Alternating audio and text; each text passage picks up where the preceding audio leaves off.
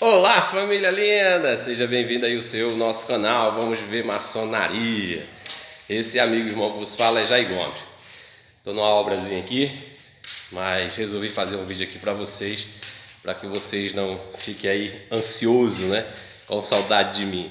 Mas antes que eu comece o meu vídeo aí, dê aquele tapa no like, se inscreva no canal para a gente conseguir aí chegar aos 1000 inscritos aí no canal. Vamos ver maçonaria. Meus irmãos, olha, vocês prestem muita atenção no vídeo de hoje. Vocês sabem quando eu começo a rir é porque vem uma pancada aí, né? Vejam bem, eu faço parte de 2 grupos de estudos maçônicos no WhatsApp, onde esse grupo tem mais de 250 pessoas, tem um que tem mais de 300 pessoas. E o interessante nesses grupos maçônicos é que alguns irmãos, sem nenhum conhecimento dos princípios do que consiste a maçonaria sobre o tema que eu vou apresentar para vocês, que eu estou cansado mas cansado no sentido de falar, e que de certa forma muitos irmãos estão despertando, estão de certa forma usando o seu senso crítico, né? E fazendo valer o seu direito de se indagar, de se questionar. Mas o que acontece é que muitos irmãos, por não conhecer os princípios do que consiste a regularidade de uma potência maçônica na sua origem, eles adentram no grupo e fazem afirmações sem princípios argumentativos e quer que as pessoas acreditem naquilo que eles acreditam. E conforme eles foram induzidos a acreditar, de forma condicionada, sem sequer eles exercerem o seu direito à recíproca. É daquele jeito que eles aprenderam e eles acreditam que seja verdadeiro por fazer parte de uma instituição que o intuito dessa instituição é fazer que os seus adeptos não questionem, para que haja sempre, de certa forma, o monopólio daqueles que estão na administração superior dessa instituição. Mas hoje, nessa era cosmonáutica, esse domínio, né, esse condicionamento é impossível. É impossível porque as informações chegam muito rápido, principalmente sobre esse tema do que seja regularidade na origem e os tratados de mútuo reconhecimento. Agora, o que se observa é que quando a gente entra a conversação com esses irmãos, que eles aplicam os seus pensamentos de forma afirmativa, sem permitir o contraditório, e eles não têm os princípios, né, para assegurar os seus argumentos, eles saem de certa forma agredindo principalmente a minha pessoa. Eu já fui chamado com vários adjetivos e com várias conotações um tanto finita, mas aí eu ignoro, porque sei e tenho certeza, por experiência objetiva, por ter convivido o mesmo processo do condicionamento do mesmo, eu ignoro, né? Eu tolero. Mas tudo tem um basta, né? Tudo tem, digamos assim, uma limitação.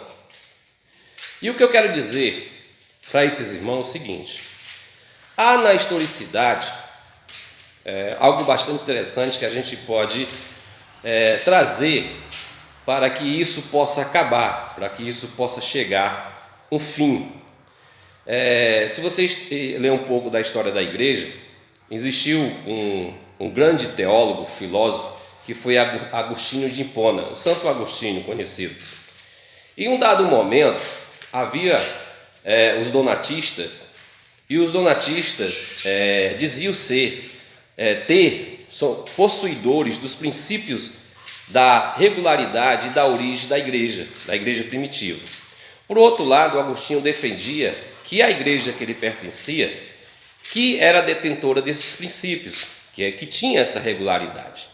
E havia discussões, né? Havia intriga E em um dado momento, Agostinho chegou ao seu limite e propôs ao líder dos donatistas uma eclésia de debate aonde eles chegariam a um denominador comum, ou seja, quem provasse diante de um tribunal imparcial, quem tivesse de fato os princípios, né, do que consiste a regularidade do nascimento da igreja,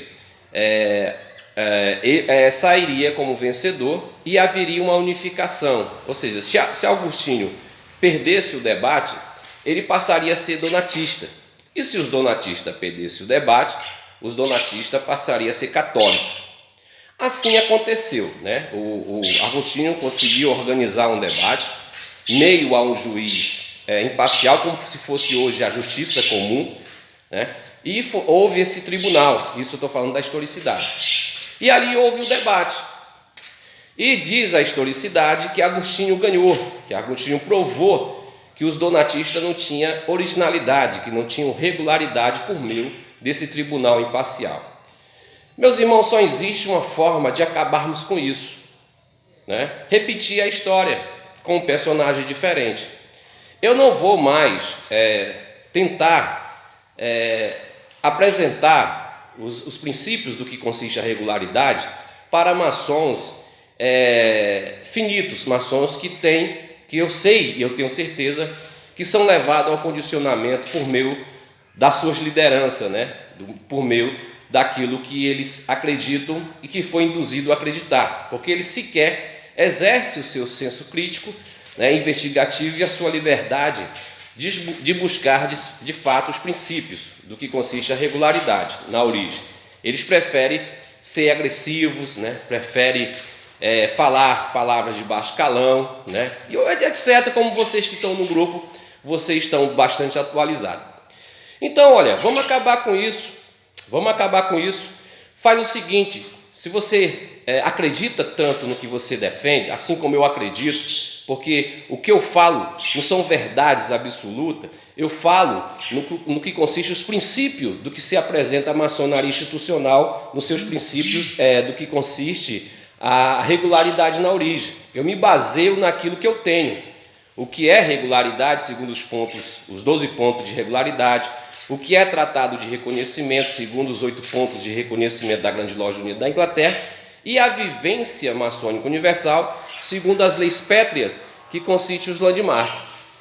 Então, faça o seguinte: já que você acredita tanto e que você é irrepreensível, dirija-se ao seu líder, porque, de certa forma, você, como membro, adepto dessa instituição, você não tem prerrogativa de falar. Se o teu grão-mestre, né, ver e cair aos ouvidos dele que você está falando em nome da instituição e que você defende a instituição como se você fosse o representante da instituição, pode ter certeza que você será chamado a atenção, porque você não tem prerrogativa. A única pessoa que tem prerrogativa de falar por essas instituições autocráticas somos sabedores, que é o grão-mestre, né? Cada potência da autocracia tem o seu sereníssimo grão-mestre, e vocês ortogaram esse indivíduo para falar em nome da vossa potência. Então ele que tem a prerrogativa, digamos que ele seja um Agostinho, um bispo da sua região, né? E não diferente do bispo dos donatistas, eles que têm essa prerrogativa. Então faça o seguinte: peça aos seus líderes, né? Peça aos seus grão-mestres que eles façam de certa forma valer o seu direito. E aí nós acabaria com isso, né? Já que vocês dizem ter a verdade, é inquestionável, a verdade absoluta, peça o seu grão-mestre: meu grão-mestre, vamos acabar com isso, né? Vamos acabar com isso, rapaz. O Jair está falando aí que os princípios da regularidade não consistem da forma que eu aprendi, da forma que você está me induzindo a acreditar. Eu gostaria de saber, eu gostaria de tirar essas coisas a limpo. Então peça, faça o seu grão-mestre usar da prerrogativa dele e, de certa forma, constituirmos uma eclésia de debate. Eu acho que não chegaria nem ao ponto de nós irmos a um tribunal comum, né? Mas por que não fazermos uma live, né? Uma live nacional, onde esses protagonistas que defendem essa verdade inquestionável, juntamente com aqueles que acreditam ao contraditório, no meu caso, e nós debatermos. Eu garanto para você, meus queridos, eu garanto para vocês, sem medo, sem medo. Olha, nós venceríamos na primeira instância. Os princípios de regularidade, eles não são fundamentados dentro de um contexto, digamos assim, dogmático, de um registro a qual você possa apresentar como direito. Não há um direito, não há uma patente, não há uma exclusividade, não há uma, digamos assim, uma potência que se possa representar, falar em nome da maçonaria. Então, eu tenho certeza absoluta que nós ganharíamos. Agora, isso não acontece porque eles sabem das incoerências do que eles apresentam. Eles sabem disso.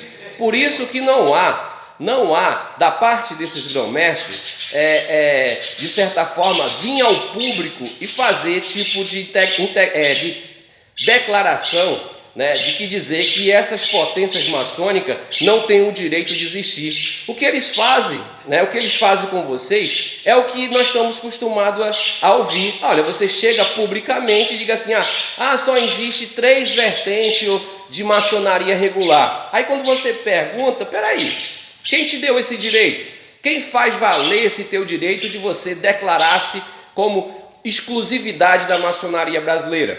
Se tiver de haver um debate, pode ter certeza que vão ficar todo mundo caladinho, porque não vão ter princípios argumentativos para segurar essa fala tendenciosa, essa fala falaciosa. Então eu deixo aqui, eu faço um desafio, não diferente de Agostinho. Já que vocês têm a verdade, vamos lá, vamos debater de forma eclética, de forma filosófica, respeitosa. Não o que acontece nos grupos de WhatsApp, onde o indivíduo não tem princípios argumentativos e sai agredindo, sai ofendendo as pessoas que acreditam diferentemente. Vocês estão se mesclando, meus irmãos, infelizmente, não tão diferente da ortodoxia das igrejas evangélicas, da ortodoxia dos movimentos cristãos, das seitas cristãs, tipo o Testemunho de Jeová, e etc, etc.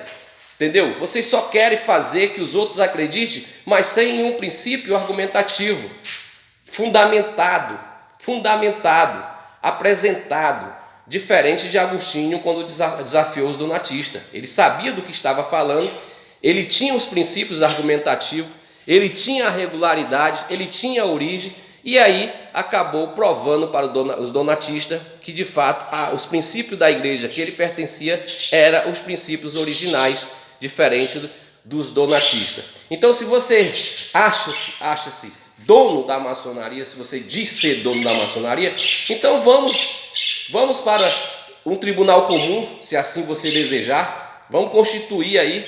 Pode ter certeza que o próprio Ministério Público, se você fizer uma denúncia, se achando no direito da prerrogativa da verdade inquestionável, o Ministério Público vai abrir. Se você denunciar, como vocês dizem,